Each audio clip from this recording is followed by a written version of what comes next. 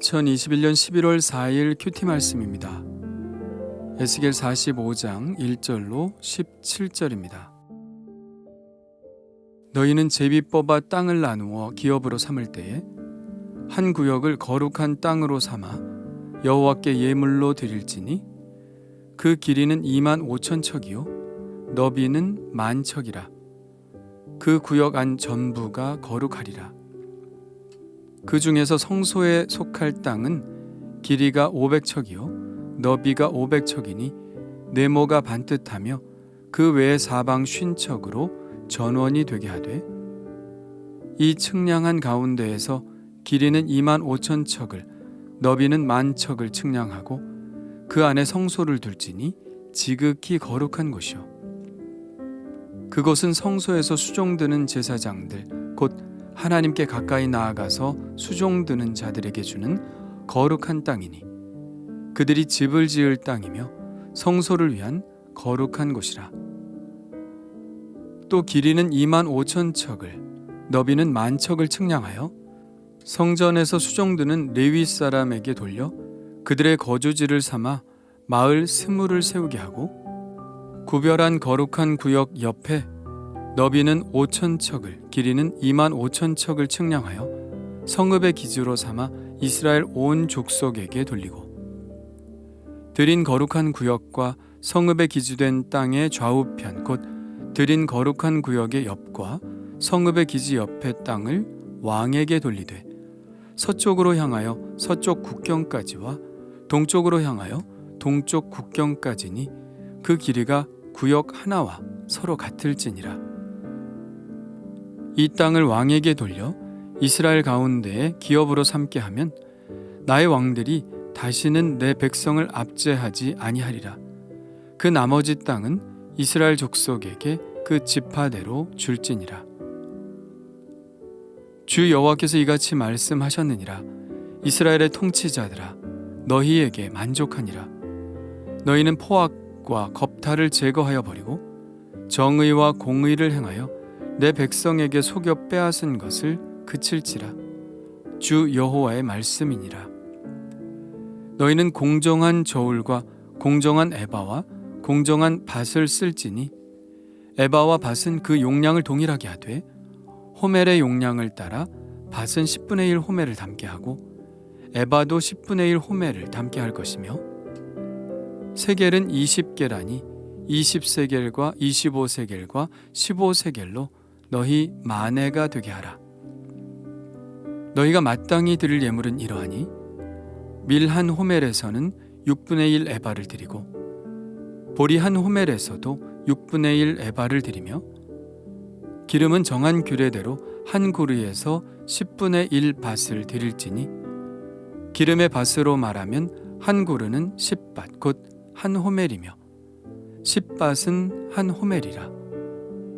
또 이스라엘의 윤택한 초장의 가축대 200마리에서는 어린 양 한 마리를 드릴 것이라. 백성을 속죄하기 위하여 이것들을 소제와 번제와 감사 제물로 삼을지니라. 주 여호와의 말씀이니라. 이 땅 모든 백성은 이 예물을 이스라엘의 군주에게 드리고 군주의 본분은 번제와 소제와 전제를 명절과 초하루와 안식일과 이스라엘 족속의 모든 정한 명절에 갖추는 것이니 이스라엘 족속을 속죄하기 위하여 이 속죄제와 소제와 번제와 감사 제물을 갖출지니라. 아멘. 45장에서는 제사장과 레위인과 왕에 대한 땅 분배를 다루고 있습니다. 하나님께서 세우실 새로운 이스라엘의 우선순위는 거룩에 있죠. 그러므로 땅 분배에 있어서도 이 원칙이 적용되는데 이스라엘의 일반 지파들에게 땅 분배가 이루어지기 전 거룩한 땅을 먼저 구분하여 분배합니다. 이스라엘 일반 지파들에 대한 땅 분배는 47장 13절부터 다루어지게 되죠. 먼저 구별할 구역은 성소가 있는 땅입니다. 그러므로 이 땅은 가장 먼저 하나님께 예물로 봉헌된 땅이죠. 11조도 먼저 하나님께서 우리에게 주신 것을 예물로 따로 떼어 하나님께 드리듯이 이 새로운 땅은 하나님께서 이스라엘에게 주신 땅이지만 하나님은 그들이 하나님께서 주신 것으로 구별하여 다시 하나님께 돌려드리는 것을 기뻐 받으십니다. 이 땅의 길이는 25,000척이고 너비는 10,000척입니다. 굉장히 큰 넓이죠. 한 척을 긴 규빗으로 계산했을 때 약 67평방킬로미터가 되니까 부천시의 넓이보다 큽니다. 이 구역 전체가 하나님께 봉헌된 구역이며 그러므로 거룩한 구역이 되죠. 그 중에서 성소에 속할 땅은 길이가 500척이요 너비가 500척이라고 하였는데 이것은 42장의 기록과 같죠. 거기에는 이렇게 기록되어 있습니다. 그가 이같이 그 사방을 측량하니 그 사방 담 안 마당의 길이가 500척이며 너비가 500척이라. 그 담은 거룩한 것과 속된 것을 구별하는 것이더라. 이렇게 사방 500척의 담이 성전을 감싸고 있는 곳은 거룩한 공간이지만 하나님은 이 성소가 속해 있는 구역 안 전부를 거룩한 구역으로 선포하셨습니다. 그리고 성소는 그 중에서도 지극히 거룩한 곳이었죠. 과거 솔로몬 성전은 왕궁과 붙어 있어서 성과 속이 담장 하나를 사이에 두고 구분되었었는데 그 왕들의 음행과 왕들의 죽은 시체를 장사한 무덤이 함께 있어서 완전한 거룩이 답보되지 못했습니다. 그래서 하나님은 성전을 중심으로 사방 500척을 담장으로 감싸고 그 성소가 속해 있는 곳을 거룩한 구역으로 삼아 이러한 죄악들이 성전 근처에서 절대로 벌어질 수 없도록 하신 것입니다. 하나님은 이 공간에 거주할 수 있는 사람들을 제사장으로만 한정하셨습니다. 그곳은 성소에서 수종드는 제사장들, 곧 하나님께 가까이 나아가서 수종드는 자들에게 주는 거룩한 땅이니 그들이 집을 지을 땅이며 성소를 위한 거룩한 곳이라. 그리고 또 하나의 구역은 레위인들을 위한 구역입니다. 마찬가지로 길이는 25,000척, 너비는 10,000척이죠. 성전에서 수종을 드는 레위 사람들에게 돌려 그들의 거주지로 삼아 20개의 마을을 세우도록 하셨습니다. 이러한 땅 분배 방식은 이전의 여호수아의 땅 분배 방식과 완전히 다르죠. 그때는 우선적으로 지파가 분배를 받고 레위인들은 각 지파에서 모두 48성읍을 분배받았습니다. 지파별로 4개의 성읍을 레위인들의 거주지로 내어준 것이죠. 그 중에서 6개의 성은 도피성이었는데 이 도피성에는 제사장들이 거주하였습니다. 그런데 이제는 완전히 분리되었죠. 제사장들이 거주하는 지역은 중앙 성소가 있는 곳이고 레위인들도 그들만의 구역을 따로 분배받은 것입니다. 그리고 같은 면적의 구역이 또 하나 지정이 되었는데요. 이 구역은 성읍의 기지로 삼아 이스라엘 온 족속에게 돌린다고 되어 있습니다. 여기서 성읍의 기지라는 것은 성읍의 소유라는 뜻으로 전체 성읍들에 대한 수도의 의미를 가집니다. 이곳은 각 지파별로 분배된 땅과는 달리 모든 이스라엘 백성들의 공동 소유로 지정된 구역이죠. 그리고 마지막으로 왕의 구역이 지정되죠. 왕의 구역은 지금까지 언급된 3개의 구역 양 옆에 위치하고 있습니다. 크기는 한 구역의 크기와 같죠. 8절에는 하나님께서 왕들에게 이 땅을 분배한 이유에 대해 이렇게 설명하고 있습니다. 이 땅을 왕에게 돌려 이스라엘 가운데 기업으로 삼게 하면 나의 왕들이 다시는 내 백성을 압제하지 아니하리라. 여기서는 왕들이 백성들을 압제한 이유를 왕들에게 충분한 기업이 없기 때문이라고 말씀하고 있는데요. 왕이 더 이상 백성들의 땅을 탐내지 않을 정도로 많은 구역을 왕들에게 할애하시겠다는 말씀입니다. 과거에 아합 왕이 나봇의 포도원을 빼앗았던 것을 생각나게 하는 말씀이죠. 그렇다고 해서 이 말씀이 왕들의 압제를 합리화시켜주는 말씀이라고 보면 안 됩니다. 오히려 그러한 핑계로 악을 저지르는 것을 막으시겠다는 하나님의 의도를 보여주시는 것이죠.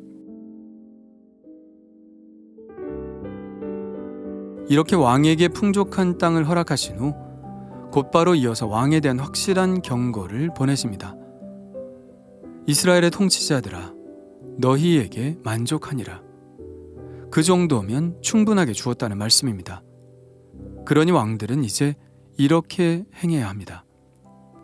너희는 포악과 겁탈을 제거하여 버리고 정의와 공의를 행하여 내 백성에게 속여 빼앗는 것을 그칠지니라. 주 여호와의 말씀이니라. 과거의 사회는 힘이 지배하는 사회였습니다. 아무리 법으로 다스린다고 해도 힘이 있으면 그 법을 이렇게 저렇게 다르게 적용할 수 있죠. 그렇게 왕들은 백성들의 재산을 속여 빼앗아 왔습니다. 그러나 앞으로 새롭게 세워질 하나님의 나라는 그런 왕들의 포악을 허용하지 않을 것입니다. 하나님의 법, 곧 정의와 공의를 행하는 왕들이 되어야 할 것을 분명하게 경고하고 계시죠. 그중 매우 중요한 것이 저울을 속이지 않는 것입니다. 속이는 추는 나라의 근본을 혼란스럽게 합니다. 그래서 말씀하시죠. 너희는 공정한 저울과 공정한 에바와 공정한 밭을 쓸지니. 그리고 에바와 밭의 정확한 양을 지정합니다. 에바도 10분의 1 호멜이고 밭도 10분의 1 호멜로 정합니다. 그러니까 호멜이 가장 큰 단위지요. 호멜은 고르라는 단위와 같이 쓰는데 보통 당나귀가 한 번에 질 수 있는 양을 가리킵니다. 약 220리터 혹은 145리터를 말하기도 합니다. 그러니까 에바나 밭은 22리터 정도라고 보면 되겠죠. 그리고 세겔이라는 단위도 나오는데요. 세겔은 금과 은의 무게를 모두 측정하는 단위입니다. 은 1세겔은 4일치 노동자의 품삯에 해당되는 금액이죠. 게라는 세겔의 20분의 1에 해당하고요. 또 마네라는 단위가 등장하는데요. 마네는 오랫동안 사용되던 단위는 아니었습니다. 솔로몬 후기나 포로기에만 등장하죠.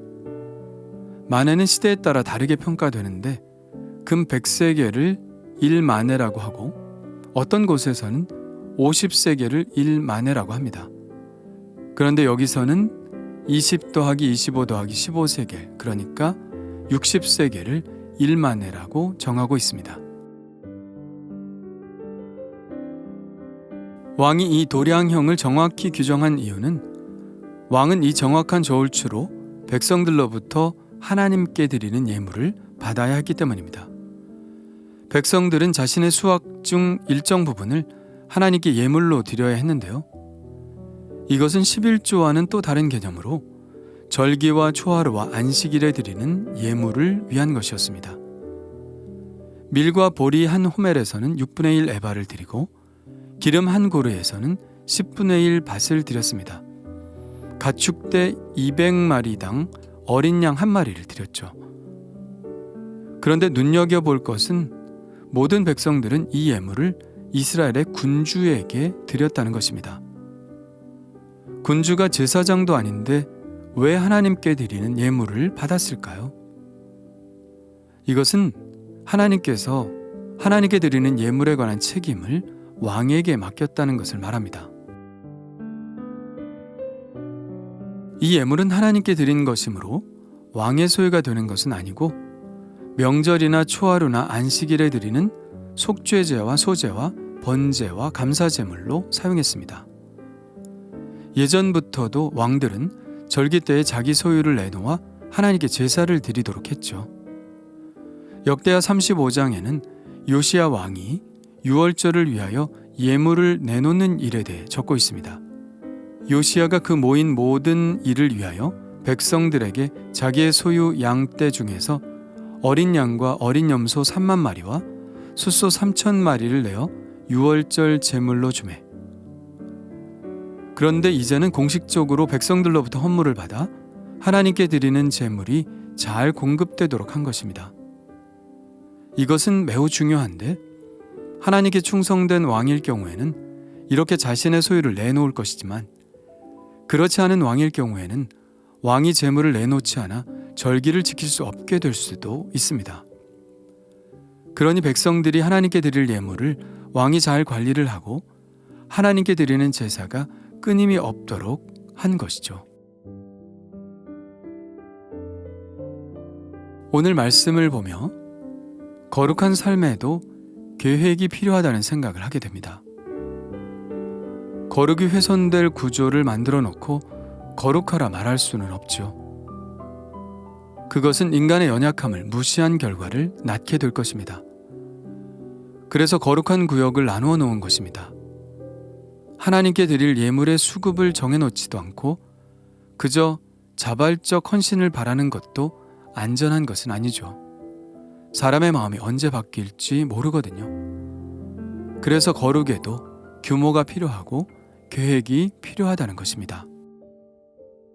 예배 시간을 정해놓고 지키는 것, 경건의 시간을 정해놓고 지키는 것, 하나님께 드릴 예물을 정해놓고 거룩한 것으로 구별해 놓는 것, 그렇게 거룩에도 계획이 필요합니다. 하나님께 드리는 것을 우선순위로 그렇게 계획을 확정할 때 우리의 거룩은 지속될 것이고 시험과 유혹에서도 승리할 수 있을 것입니다. 오늘 나의 거룩의 계획을 세워보는 것은 어떨까요? 주님 감사합니다. 하나님의 위엄을 알게 해주시고 거룩을 지키는 것의 중요성을 깨닫게 해주셔서 감사드립니다. 저도 저의 거룩한 삶의 구역을 정하게 하시고 그 안에서 하나님과 기쁨의 교제를 하게 하여 주옵소서. 하나님께 드리는 예물을 가장 먼저 구별하게 하셔서 물질의 유혹에 시험을 당하는 일이 없게 하옵소서. 매일 하나님과 누리는 경건의 시간을 소중히 여기게 하시며 그렇게 저의 거룩을 지켜나가게 하여 주옵소서. 예수님의 이름으로 기도합니다. 아멘.